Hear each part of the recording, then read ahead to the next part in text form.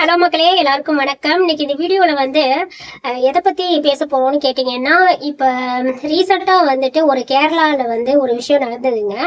ஒருத்தங்க ஒரு பொண்ணு பஸ்ல போயிட்டு இருக்கப்ப செல்ஃபி எடுத்திருக்காங்க. செல்ஃபி எடுக்கிறப்ப பாத்தீங்கன்னா அந்த பொண்ணு பக்கத்துல பாத்தீங்கன்னா ஒரு பர்சன் தீபக் அப்படின்னு சொல்லிட்டு ஒருத்தர் பஸ்ல சும்மா யதார்த்தமா போறப்ப அப்ப என்னன்னா நின்றுட்டு அவங்களுடைய செஸ்ட் இருக்கு இல்லையா, அதுக்கிட்ட இப்படி கையை கொண்டுட்டு வர மாதிரியான ஒரு வீடியோ.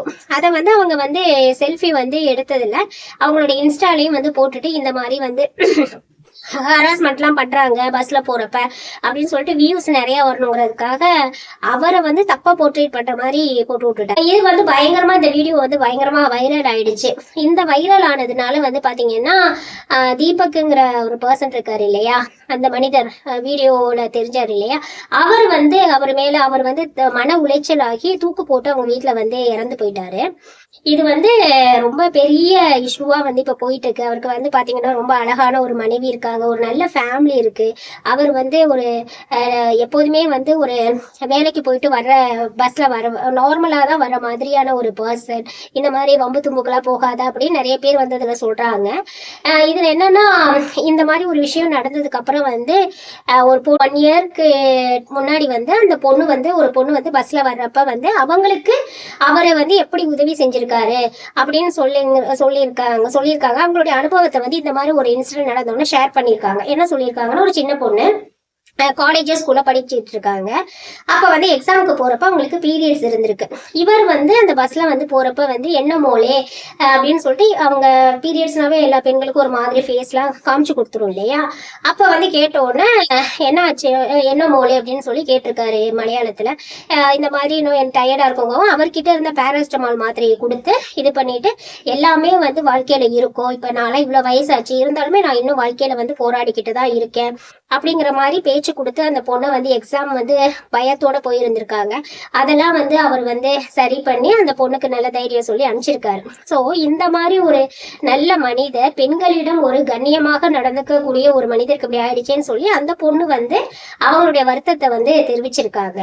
இப்ப இதுல பெண்கள் அவங்களுக்குன்னு உருவாக்கப்பட்ட ஒரு சட்டத்தை மிஸ்யூஸ் பண்றது, சரியா, தவறான வழியில அதை பயன்படுத்துறது. இதுக்கு நிறைய உதாரணங்கள் இருக்குங்க. இப்ப அந்த பொண்ணு ஒருத்தங்க உங்களை ஹராஸ் பண்றாங்கன்னே வச்சுக்கோங்களேன், செக்ஷுவலா இப்ப உங்ககிட்ட வராங்கன்னு வச்சுக்கோங்களேன், உங்களுக்கு நீங்க வீடியோ எடுத்துட்டு இருக்க மாட்டீங்க, ஓகேவா.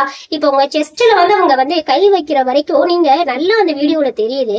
அப்படியே வச்சு செல்ஃபில வச்சு அவர் யதார்த்தமா தான் இடிக்கிறாரு. அந்த வீடியோவை பார்த்தா ஒருத்தங்க வேணுக்குன்னே பண்ற மாதிரி தெரியல. இப்ப யதார்த்தமா போறப்ப பஸ்ல கூட்டமா இருக்குது, அதுல போய் இடிச்சுக்கிட்டு போறதுக்கு பேரு ஹராஸ்மெண்ட் கிடையாது. சரி, அப்படி ஹராஸ்மெண்ட்னு உங்களுக்கு தெரியுது இல்ல, பண்றாங்கன்னு தெரியுது தானே. உங்க பாடிய ஒருத்தங்க டச் பண்றாங்கன்னு தெரியுது தானே. அப்ப நீங்க என்ன பண்ணணும், அப்ப உங்க பாடியை டச் பண்றது உங்களுக்கு ஃபீல் ஆகுது, அப்ப செல்ஃபி எடுத்துக்கிட்டு இருக்கீங்க. அப்ப உங்களை ஹராஸ் பண்றாங்கன்னு தெரிஞ்சு செல்ஃபி எடுத்தீங்களா? அப்ப இதெல்லாம் எவ்வளவு பெரிய திமிரு. ஒருத்தங்க இருக்கிறாங்க, தெரியாம இது பண்றத பண்ணிட்டு, சரி அது ஒரு வீடியோ எடுத்தீங்கல்ல, எடுத்ததுக்கு அப்புறம் என்னத்துக்கு அவர் என்கிட்ட ஹராஸ் பண்றாருன்னு சொல்லிட்டு அதை போட்டு அதை வைரல் ஆக்கணும். உங்களுடைய வைரலுக்காக உங்களுடைய போஸ்டுக்காக ஒரு உயிர் போகணுமா? இன்னைக்கு ஒருத்தங்களுடைய மானம் போகணுமா? இந்த மாதிரி செய்யறதுனால எவ்வளவு கேவலமா இருக்கு. நீங்க தான் ரீல்ஸ் போடுறேன், கண்டது போடுறேன், ஃபர்ஸ்ட் நைட் சீன் போடுறேன், உட்காந்து ரொமான்ஸ் பண்றத போடுறேன்னு எல்லாம் கெடுத்து குட்டிச்சராக்கி வச்சிருக்கிறீங்க. எக்கேட கெட்டு போய் தொலைங்களேன். உங்களோட அது இருந்துச்சுன்னா ஒண்ணுமே பிரச்சனை கிடையாது. எல்லா சீன்ஸும் அந்த ரீல்ஸ் போடுறேங்கிற பேர்ல கேவலமா பண்ண வேண்டியது, சரியா. இப்பெல்லாம் ஃபர்ஸ்ட் நைட் சீன்ஸ் கூட போட வேண்டியது, எல்லாம் சின்ன குழந்தைங்களுக்கு தெரியாதெல்லாம் சொல்லி கொடுத்துட வேண்டியது.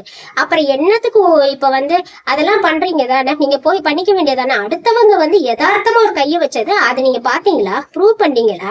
ஒருத்தவங்க ஹராஸ் பண்ணாங்கிறது ப்ரூவ் பண்ணாதான் அது ஹராஸ்மெண்ட், ஓகேவா. அப்படி உனக்கு இது பண்ணிருக்கணும், என்ன அவன் ஹராஸ் பண்றானா என்ன பண்ணிருக்கணும், உடனே செல்ஃபி எடுத்துட்டு இருக்கணுமா? உடனே போலீஸ் ஸ்டேஷனுக்கு நேரா வண்டியை விடுன்னு சொல்லியிருக்கணும். என்ன அவன் ஹராஸ் பண்றான்னு கத்த வேண்டியதானே. அந்த இடத்துல நின்று அந்த இடத்துல இருந்து என் மேல தப்பா டச் பண்றான் என் மேல அப்படின்னு சொல்லி கத்த வேண்டியதானே. இல்லைன்னா உடனே ஏடு. என்னமா எல்லாரும் ஊர்ல அப்படிதானே செய்யறாங்க. யாராச்சும் பொண்ணுங்க வந்துச்சுன்னா உடனே இந்த மாதிரி நம்ம தொட்டுட்டான் அப்படின்னு சொல்லிட்டு இது பண்றாங்கல்ல. நல்ல பொண்ணா இருந்தா அந்த இடத்துலயே கேட்கும், நான் நாக்கு புடுங்கிக்கிற மாதிரி கேட்கும். சரியா, என்ன இப்படி பண்ற செய்யறேன்னு அதெல்லாம் விட்டுட்டு செல்ஃபி எடுத்துட்டு இருக்காரு. சரி, இதுல நீங்க வந்து என்ன சொல்றது, கேவலமா இல்ல, இத வேற வீடியோ வேற. ஐயோ, இந்த பொண்ணுங்க தொல்லை தாங்க முடியலங்க. இப்படிதான் அன்னைக்கு ஒரு நியூஸ் வந்துட்டு பார்த்தேன். இந்த பொண்ணுங்கள்லாம் இந்த பிட்டடிக்கு வந்ததுங்க, இதே மாதிரி கேரளால தான். என்ன பண்றாங்க, பொண்ணுங்க 3 பொண்ணுங்க இருக்குதுங்க. அதுங்க வந்து யூஜி எக்ஸாம் எழுதுறதுக்காக இது பண்ணிருக்குங்க. அப்போ வந்து ஒரு ப்ரொஃபசர் இருக்காரு, அவர் கவர்மெண்ட் ப்ரொஃபசர், கவர்மெண்ட் காலேஜ்ல தான் இது நடந்திருக்கு. அவங்கள வந்து பிட் அடிக்காத, காப்பி அடிச்சு எழுதி இருக்குதுங்க. இதுங்களுக்கு தான் வேற வேலை கிடையாது. பொழுதன்னைக்கு வீட்டுல சொன்னா வீட்டு வேலை எதுவுமே பாக்குறது கிடையாது. தன்னை ஹைஜீனா வச்சுக்கணும், அதுவும் செய்யறது கிடையாது. சரியா, ஹைஜீனுங்கிறது இவங்களுக்கு பொறுத்த வரைக்கும் எப்படி தெரியுமா, மேக்கப் போடுறது, லிப்ஸ்டிக் பண்றது, தலையை வந்து நல்லா இது பண்றது, இது மட்டும்தான் ஹைஜீனிக்.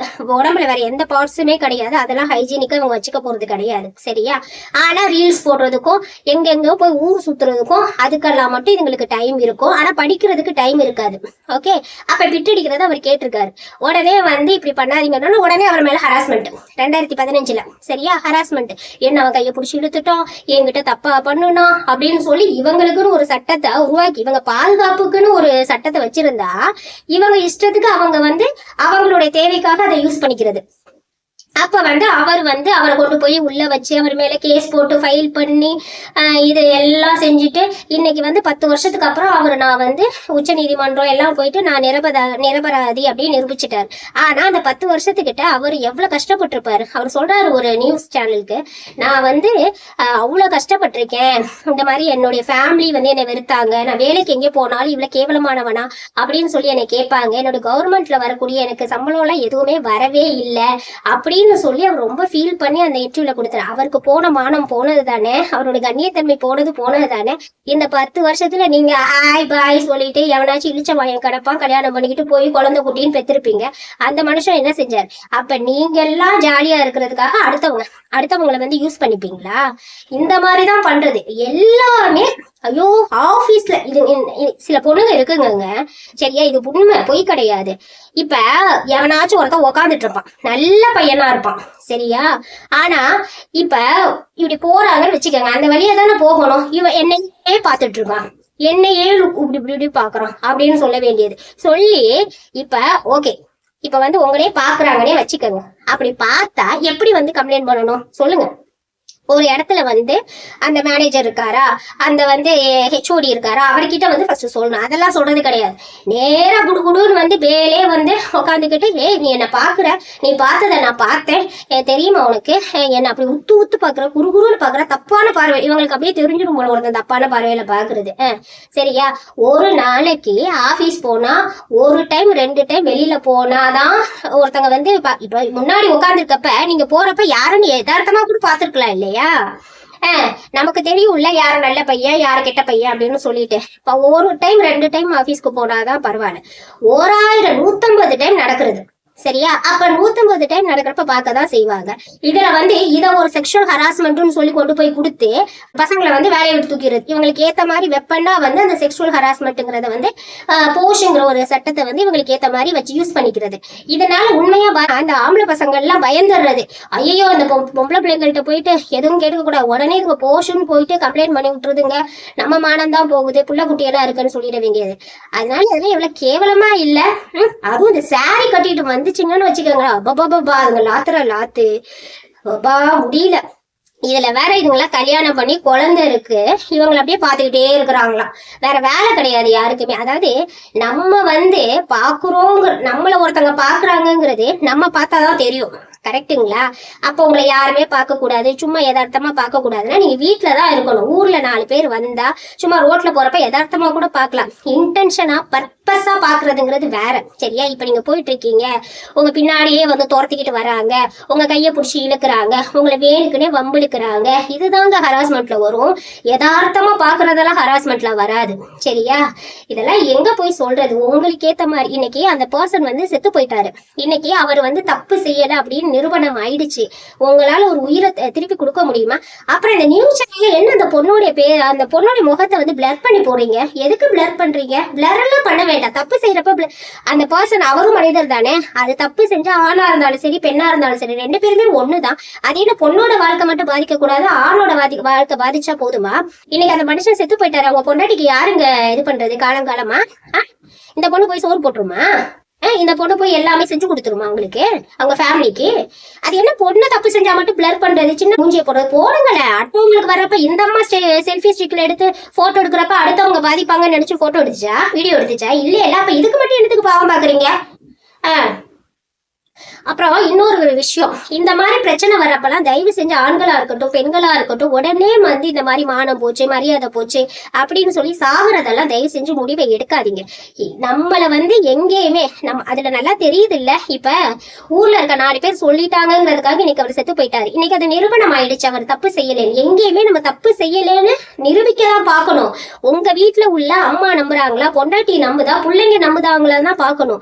இன்னைக்கு நீங்க வந்து உங்களுக்கு ஊர்ல 4 பேர் சொல்றாங்க அவமானம் ஆயிடுச்சு அசிங்கம் ஆயிடுச்சுன்னு செத்து போயிட்டீங்களே, அந்த சாகுறதுக்கு முன்னாடி உங்க வீட்டுல உள்ள அந்த எவ்வளவு அழகா இருக்கு அந்த பொண்ணு, ரொம்ப சின்ன பொண்ணா இருக்கு.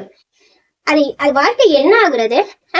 இன்னைக்கு ஒருத்தவங்க சொல்லிட்டாங்க உலகத்துல வந்து என் பேர் வந்து சோசியல் மீடியால போயிடுச்சு. முதல்ல இந்த மாதிரி யாருக்காச்சும் மைண்ட் செட் வர்றப்ப நிறைய பேர் யோசிங்க, எத்தனை ஹீரோஸ் இருக்காங்க, எவ்வளவு அசிங்கப்படுறாங்க, எத்தனை சோசியல் மீடியால இருக்கவங்க இருக்காங்க, எவ்வளவு கேவலமா செயல்கள் செய்யறாங்க. அவங்க எல்லாம் வெக்கமான சூடு சோழனையோடவா இருக்காங்க. எத்தனை அரசியல் தலைவர்கள் இருக்காங்க, எவ்வளவு கழுவி மீம்ஸ் போடுறாங்க.